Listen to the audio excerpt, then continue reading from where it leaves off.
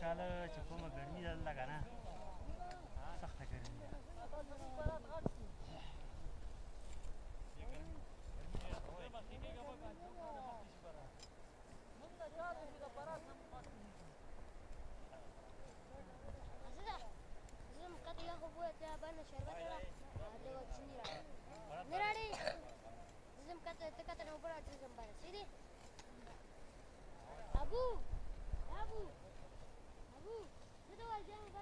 ډېره د شپو کې به خلکو لمر ولګېد بیا به پښو باندې خور وکړله